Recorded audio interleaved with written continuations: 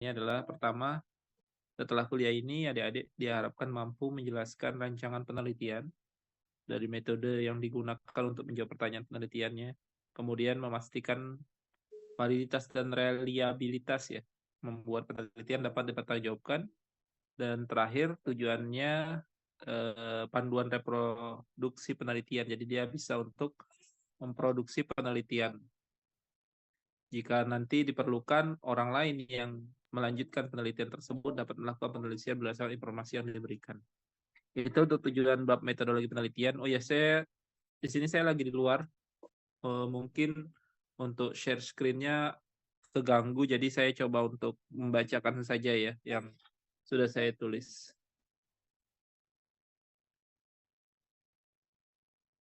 Ayo tuh, apa ini? Apa itu? Ketawa. Baik, selanjutnya komponen utama ya. Jadi ada komponen utama dalam metodologi penelitian. Yang pertama yang kita sebut dengan rancangan penelitian. Jadi ketika kita tulis bab 3 metodologi penelitian, maka kita tulis yang di pertama kali kita tulis adalah rancangan penelitian. Nah, apa sih rancangan penelitian itu? Meliputi pertama jenis penelitian, apa yang teman-teman lakukan, itu penelitiannya jenisnya apa. Dulu waktu kita di awal-awal pertemuan sudah pernah saya jelaskan. Kenapa, Nak? Sudah pernah saya jelaskan tentang jenis-jenis penelitian, ada penelitian deskriptif, ada analitik, ada eksperimental, ada kualitatif, dan sebagainya. Kemudian di sana juga kalau bisa sih dijelaskan ya, kenapa jenis tersebut dipilih ya. Jadi misalnya dia pilih deskriptif, kenapa harus deskriptif? Misalnya penelitian ini, kata-katanya itu, penelitian ini adalah studi observasional, analitik dengan desain cross-sectional. Jadi bisa seperti itu.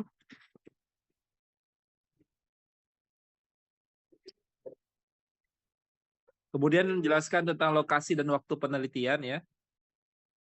Tempat penelitian berlangsungnya di mana, periode penelitian, kapan data tersebut dikumpulkan ya, pengumpulan data hingga kira-kira analisis. Jadi ada waktu detail yang terkait dengan penelitian tersebut ya. Yang ketiga, populasi dan sampel.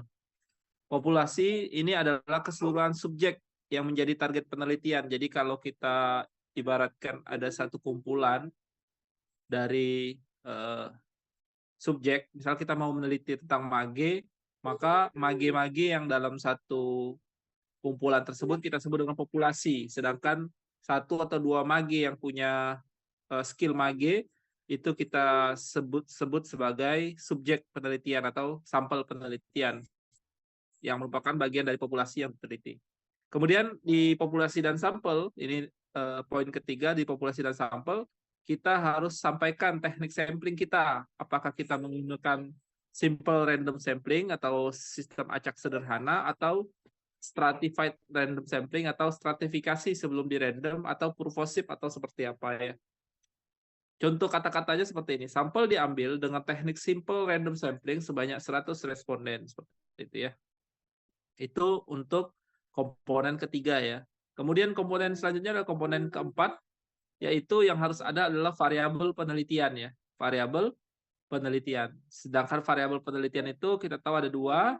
Yang pertama variabel independen, dan yang satu lagi variabel dependent ya. Apa itu variabel independen?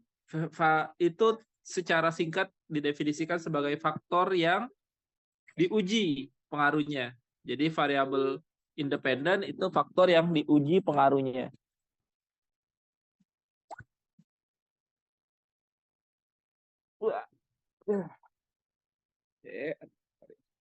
Variabel yang diuji pengaruhnya itu kita sebut sebagai variabel independen. Sedangkan variabel satu lagi adalah variabel dependen. Kalau yang tadi independen, independen artinya dia tidak terikat atau bebas. Sedangkan variabel dependen itu variabel terikat. Atau dia sifatnya tidak bebas. Hasil atau dampak yang diukur. Jadi sesuatu yang kita ukur itu adalah variabel dependen atau variabel yang terikat, yaitu hasil atau dampak yang diukur. Definisi operasional untuk setiap variabel diperlukan untuk pada poin komponen variabel penelitian ini. Jadi ketika kita sebut variabelnya A, B, C, maka kita harus jelaskan secara operasional apa sih definisi A, apa sih definisi B, apa sih definisi C. Kemudian, poin kelima yang terkait dengan komponen-komponen yang harus ada pada metodologi penelitian adalah instrumen penelitian. Jadi, instrumen itu apa? Instrumen itu alat atau metode yang digunakan untuk mengumpulkan data. Jadi, itu yang disebut dengan instrumen penelitian. Alatnya apa? Sudah tervalidasi oleh siapa? Kalibrasi dilakukan oleh siapa? Apakah itu valid atau tidak? Itu untuk instrumen penelitian. Contohnya ya, misal kita menggunakan kuesioner atau wawancara, lembar observasi, perangkat laboratorium, apakah sudah diakui secara khalayak ramai terkait dengan validitas penelitian tersebut dan reliabilitas dari penelitian tersebut. Kemudian yang komponen selanjutnya yang itu yaitu komponen keenam adalah langkah-langkah. Ya, jadi langkah-langkah yang dilakukan secara sistematis, misalnya di awal kalian akan mendata dulu, mengumpulkan data pasien, misalnya dilakukan pre-study, misalnya preliminary study dan seterusnya. Itu adalah langkah-langkah penelitian, misalnya atau prosedur penelitian ya. Jadi prosedur penelitian itu merupakan langkah-langkah yang dilakukan secara sistematis dari awal hingga akhir penelitian tersebut. Contohnya uji coba instrumen, pengumpulan data, analisis data gitu ya.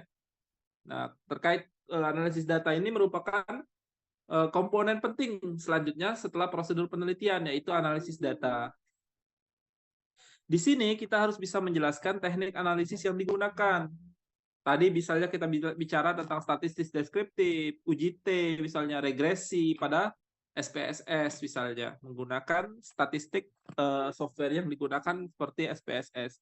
Dan harus disampaikan software yang digunakan, misalnya SPSS, NVivo misalnya, atau menggunakan R gitu ya. Ada R di beberapa MacBook misalnya. Dan terakhir, last but not least, jadi hal penting yang terakhir yang harus ada pada komponen bab 3 itu adalah etika penelitian. Jadi disampaikan etika penelitian itu yang pertama izin etik ya. Biasanya pada penelitian kita memerlukan sertifikat etik ya, sertifikat etik yang kita dapat dari komite etik. Di situ biasanya juga harus memiliki informasi persetujuan atau info concern ya terkait dengan penelitian kita jika kita mengambil subjek manusia gitu ya, itu terkait dengan info concern. Di etika penelitian juga ada yang namanya pernyataan tidak ada keterkaitan secara hubungan gitu ya, atau yang rentan terkena ketidakjelasan ya, etika yang tidak jelas. Misalnya ketika kita memeriksa anak kita gitu atau keluarga kita, itu ada namanya conflict of interest ya. Itu harus juga disampaikan pada etika penelitian ya. Jadi saya ulangi sedikit, ada beberapa komponen yang harus ada dalam metodologi bab 3 metodologi penelitian, yaitu pertama rancangan penelitian, yang kedua lokasi dan waktu penelitian, ketiga populasi dan sampel, keempat variabel penelitian, kelima instrumen penelitian. Yang keenam prosedur penelitian, yang ketujuh analisis data, yang kedelapan etika penelitian. Sebenarnya sih lebih baik belajar metodologi penelitian itu pada kasus ya. Jadi kita saya WA siapa tadi? Yang WA saya, nah itu saya sampaikan kalau kita baiknya untuk metodologi penelitian ini belajar dari kasus yang kita ketik sendiri gitu ya. Kalau bisa kita sudah siapkan untuk penelitian kita sendiri seperti itu. Ada beberapa saran gitu ya, ada beberapa jalan atau tips yang bisa kita gunakan untuk nyusun bab metodologi penelitian ini. Yang pertama, jelaskan dengan detail tapi ringkas. Hindari kata-kata atau deskripsi yang terlalu teknis gitu ya. Jadi jelaskan aja secara detail namun ringkas, namun tidak menyentuh tataran teknis yang lebih jelimet gitu ya, yang pas gitu ya, detail ringkas. Nanti makanya kalau misalnya ada contoh dari penelitian kalian, kita bisa sampaikan untuk dinilai bersama gitu ya. Yang kedua, kalau sebaiknya menggunakan semacam diagram alur gitu ya untuk memvisualisasikan tahapan-tahapan penelitian. Hari ini, besok, lusa, 1 tahun lagi, seminggu lagi gitu. Itu harus ada gambar seperti alur. Itu apa namanya, tips yang kedua. Yang ketiga, cantumkan dasar teori atau referensi, jelaskan alasan memilih metode tertentu, misalnya metode simple random sampling dan sebagainya. Yang keempat, pastikan konsistensi.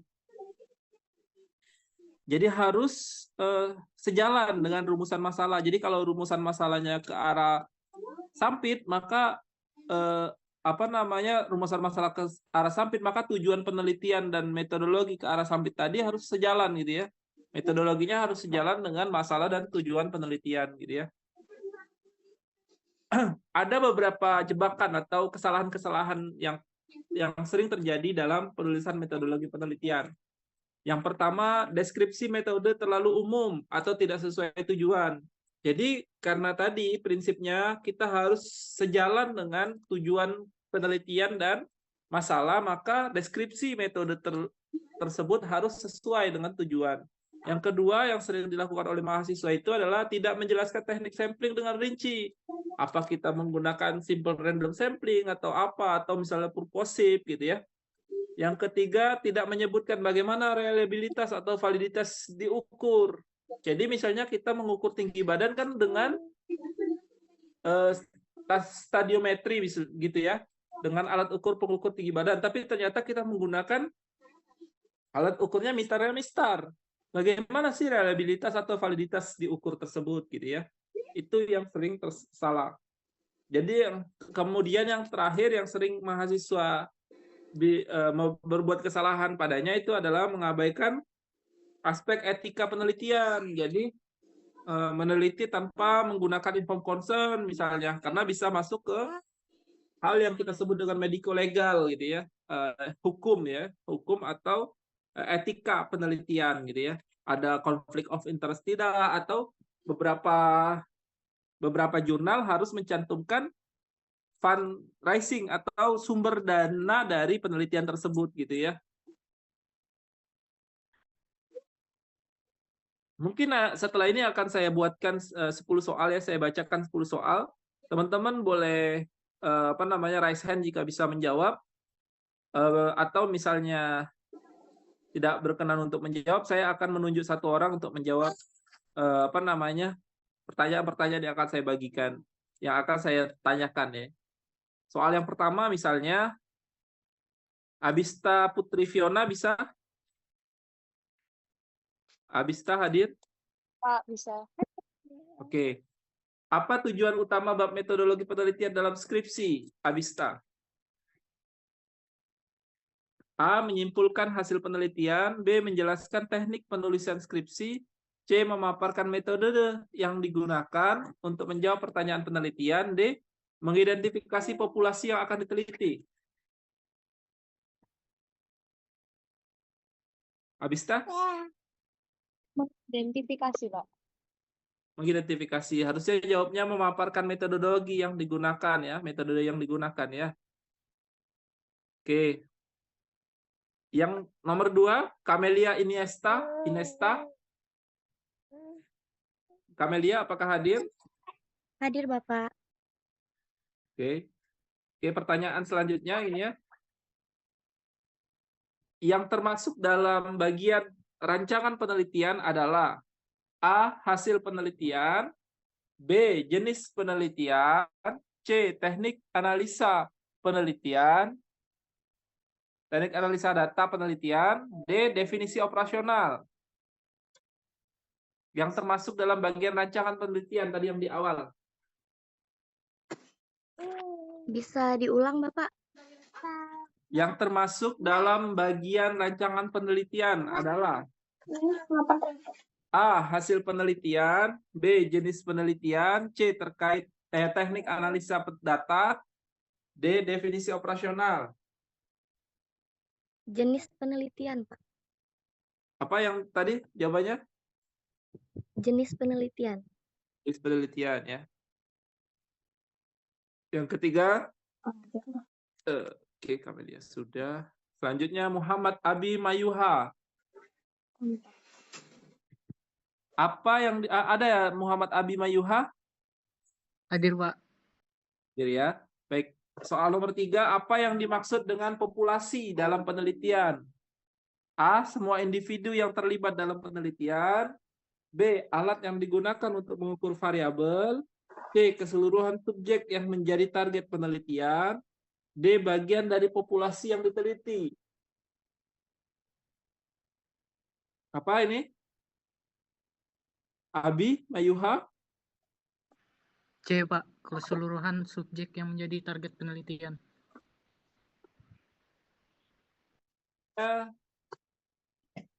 Ini agak meningkat ya kesulitan soalnya. Mejianto?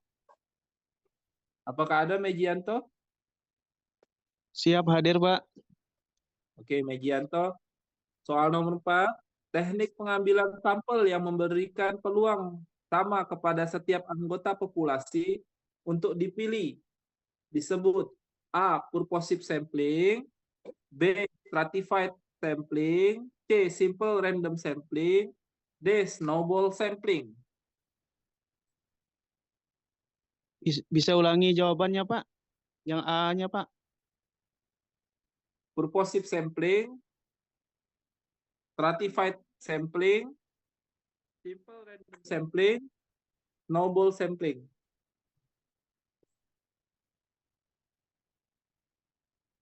Yang C, Pak.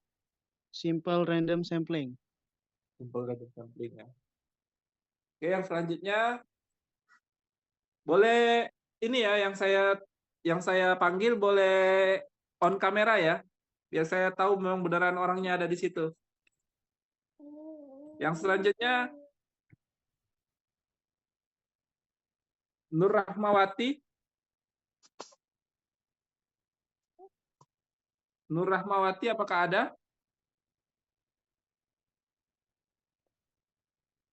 Nur Rahmawati Siap, ada, Pak. boleh on kamera? Bisa on kamera?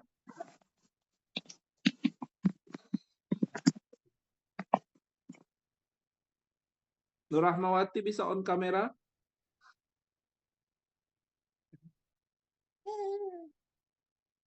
Baik. Oke, maaf. Apa tujuan dari definisi operasional variabel dalam penelitian? A. Untuk mengukur hasil penelitian secara statistik. B. Untuk memberikan batasan yang jelas pada variabel penelitian. C. Untuk menyusun instrumen penelitian. D. Untuk menyesuaikan dengan rancangan penelitian. Yang A, Pak. Oke, ada lagi yang bisa bantu? Aulia Foranza? Aulia Foranza? Apakah ada? Hadir, Pak. Apa jawabannya Aulia Foranza?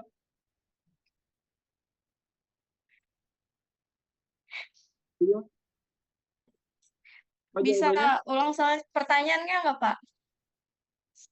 Ini nggak bisa itu ya kameranya ya? On cam ya?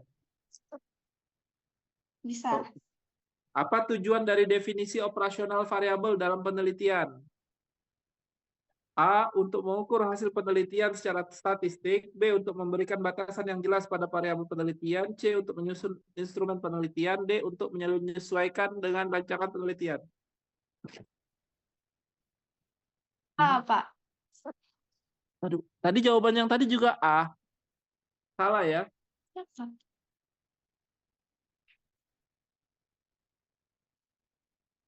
Jawabannya itu memberikan batasan yang jelas pada variabel penelitian. Itu jawabannya B. Soal selanjutnya, ini Belinda ya? Ya, Pak. Oke. Bisa on cam. Bisa, Pak. Instrumen penelitian yang sering digunakan dalam penelitian kuantitatif adalah Jadi instrumen penelitian dipakai pada penelitian kuantitatif adalah A. Observasi partisipatif, B. Wawancara yang mendalam, C. Kuesioner, D. Studi kasus. Pak ulangi boleh nggak ininya ABC-nya?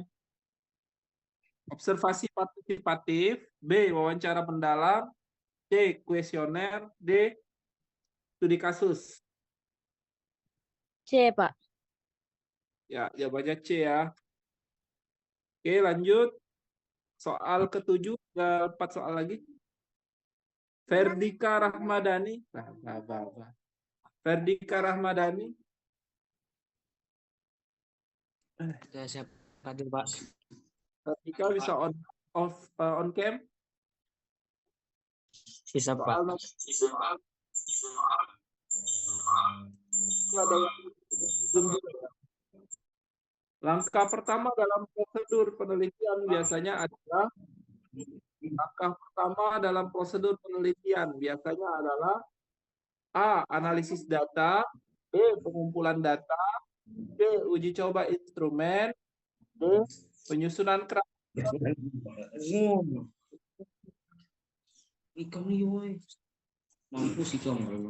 prosedur penelitian. Bisa ulang, Pak? Kurang. Langkah pertama dalam prosedur penelitiannya adalah A. Analisis data, B. Pengumpulan data, C. Uji coba instrumen, D. Penyusunan kerangka teori. Lucu. Pertama, pengumpulan data. Pengumpulan data. Data, B. Pengumpulan data, C. Uji coba instrumen, D. Penyusunan kerangka teori. Maka mungkin yang C itu analisis Pengumpulan data. Oke, jawabannya penyusunan kerangka teori ya. Ini awalnya. Dea Januaka. Iya, Pak. Dea Januaka. Oke, Dea. Soal ke-8, apa yang dimaksud dengan validitas dalam penelitian? Pak.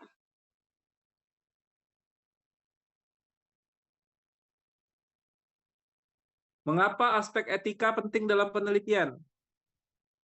A. Untuk meningkatkan kualitas analisis data. B. Untuk memenuhi standar akademik. C.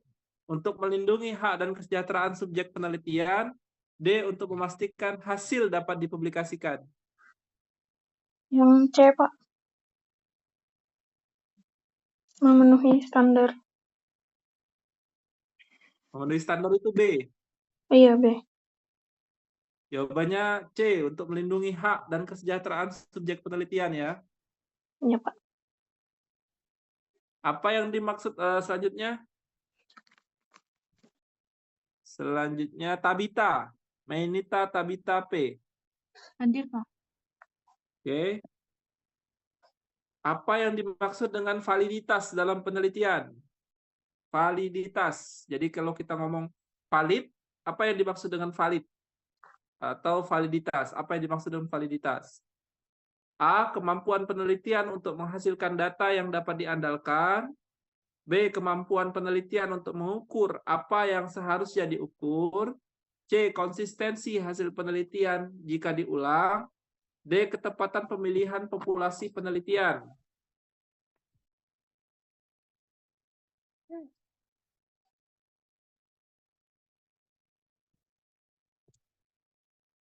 Yang Apa B, Pak, kemampuan penelitian untuk mengukur. Ya, untuk itu validitas itu kemampuan penelitian untuk mengukur apa yang seharusnya diukur. Kemudian nomor terakhir, Syaraf Hanika. Syaraf, Hadir, Pak. Sarah. Oke. Hadir. Nomor terakhir, Sarah. Jika seorang peneliti menggunakan SPSS untuk analisis data, ini mencerminkan bagian dari A. Instrumen penelitian, B. Teknik analisis data, C. Definisi operasional, D. Rancangan penelitian. D. Rancangan penelitian. Oke. Bentar ya. Nurul Aulia Rahmah.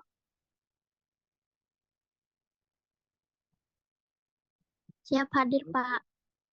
Apa jawabannya Nurul? Bisa diulang, Pak? Bisa on cam? Jika seorang peneliti menggunakan SPSS untuk analisis data, ini mencerminkan bagian dari A. Instrumen penelitian, B. Teknik analisis data, C. Definisi operasional, D. Rancangan penelitian. Siap deh, Pak. Oke, ada lagi rancangan penelitian ya. Oke. Kemudian, oke. Anis Sulistiawati. Ya, hadir, Pak. Sudah anjir. Oke. Enggak. Jika seorang peneliti menggunakan SPSS untuk analisis data, ini mencerminkan bagian dari A. Instrumen penelitian, B. Teknik analisis data, Daripada aku nanya-nanya ulang. C. Definisi operasional, D. Rancangan penelitian.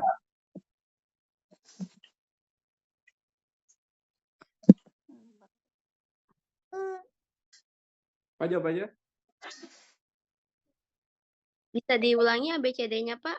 Nah, kamu kira ini apa ya? Bukan Google nih. Langsung aja jawabannya apa? Aku tuh malas. B, Pak. Apa itu? Analisis data. Teknik analisis data. Oke ya. Ada 10 soal. Walaupun saya tahu pakai beberapa sudah menggunakan bantuan ChatGPT dan internet, soalnya sudah saya bacakan itu untuk bahan kalau kalian nanti ujian UAS ya. Jadi saya bantu soal-soal agar nilai kalian tidak sehancur ujian tengah semester kemarin. Sebelum ini apa untuk kuliah metodologi bab 3 seperti saya bicarakan tadi, kita harus banyak ke arah case ya, kasus. Makanya saya minta tolong tadi ke temenmu untuk membuat kelompok untuk pekan depan kita bahas per kelompok. Iya. Kita bahas per kelompok ya. Jadi untuk metodologi penelitian yang ada di bab 3 tadi sudah komponen-komponen pentingnya sudah saya sampaikan. Nanti kita akan langsung bahas di pertemuan selanjutnya. Ada pertanyaan? Oke, kalau tidak ada, ini tidak ada pertanyaan ya. Ini singkat sekali kuliahnya. Bapak, Baik, kemarin kan hancur ya ini nilai UTS itu ada remedialnya nggak? oh itu nanti kita serahkan ke Bu Rini kalau memang perlu remedial ya. Baik, Pak. Ada lagi? Izin Pak bertanya, ingin sampaikan sesuatu. Ya. Kemarin kan ada 20 soal loh Pak, terus waktunya 30 menit. Sedangkan saya kemarin itu ada gangguan koneksi Pak. Jadi nggak sempat menjawab semua pertanyaan soalnya Pak. Sempatnya cuma 11 pertanyaan Pak. Kalau yang lainnya bisa sampai 20 pertanyaan, kenapa kamu tidak? Itu tidak kaitan dengan teknis ya. Kalau kaitan teknis saya tidak bisa bantu. Oh iya siap Bapak. Terima kasih Bapak. Yuk, ada lagi?